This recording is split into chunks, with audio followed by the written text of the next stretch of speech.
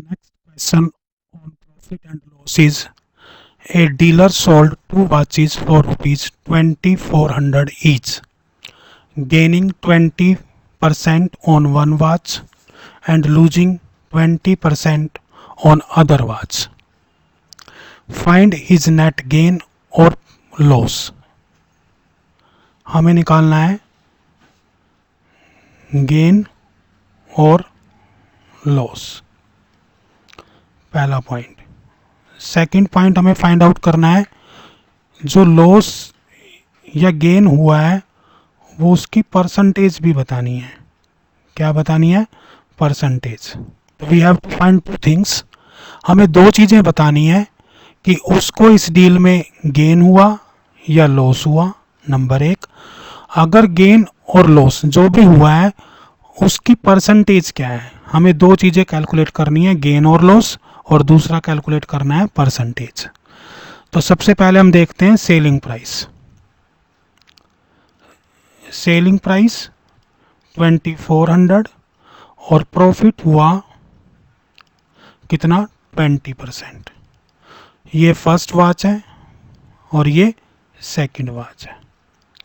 Second watch का भी क्या है? सेलिंग प्राइस कितना है?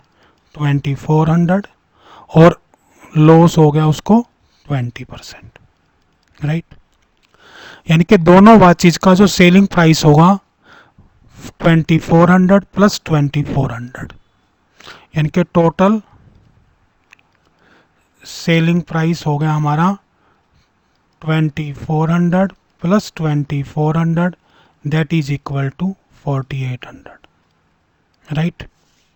अब हमें क्या करना है? कॉस्ट प्राइस निकालना है फर्स्ट केस में और फिर सेकंड केस में। तो यहाँ पे हम लिखते हैं कॉस्ट प्राइस। कॉस्ट प्राइस का फार्मूला होता है 100 प्लस प्रॉफिट परसेंटेज और मल्टीप्लाई बाय सेलिंग प्राइस। तो यहाँ पे क्या आ जाएगा? 100 डिवाइड बाय 100 प्लस 20 और इनटू में 2400। तो ये टोटल वैल्यू कितनी हो जाएगी? 100 डिवाइड बाय 120 इंटू 2400। तो ये 0 से 0 कट गई है, ये 12 से इसको काटेंगे, 12 2 जा 24, 0, यानी कि प्राइस आ गया हमारा 2000 rupees. Cost price of the first item is 2000, right. अब इसी तरह से हम निकालेंगे cost price of second watch. Cost price loss के केस में होता है 100 divide by 100 minus loss percentage into selling price. देखो ये फार्मूला आपको पता होना चाहिए, और इसी तरह से एक फार्मूला मैंने यहाँ पे यूज किया है। ये फार्मूले आपको दोनों पता होने चाहिए। कैलकुलेट कर लो, 100 माइनस 20 इंटू 2400, तो कितना होगा ये? 100 में से 20 गई तो 80 माइनस 2400, काट लो इसको, 0, 8 से काटोगे तो 8 3 जा 0, तो ये होगा 3000।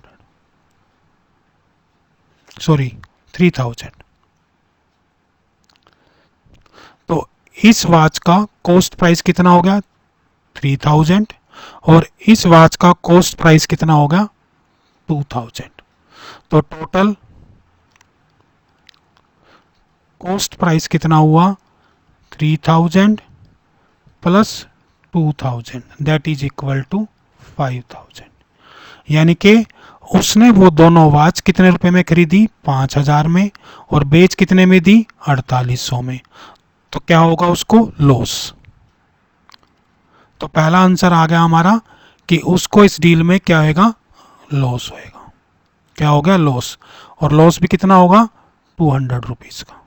कैलकुलेट कर लेते हैं यहाँ पे। 5000 कॉस्ट प्राइस और सेल प्राइस कितना है? 4800, तो लॉस कितना होगा? 200। तो उसको लॉस होगा टोटल 200 रुपीज़, राइट। अब क्या निकालना है हमें? परसेंटेज। तो परसेंटेज कैसे निकालेंगे?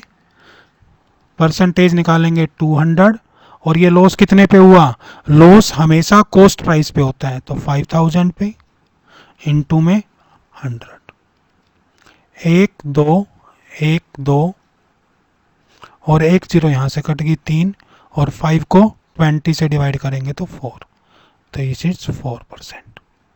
तो दो आंसर आ गए आपके।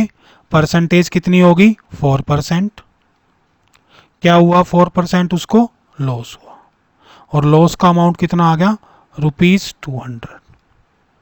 तो इस तरह से हमने इस सम को सोल्व करना है।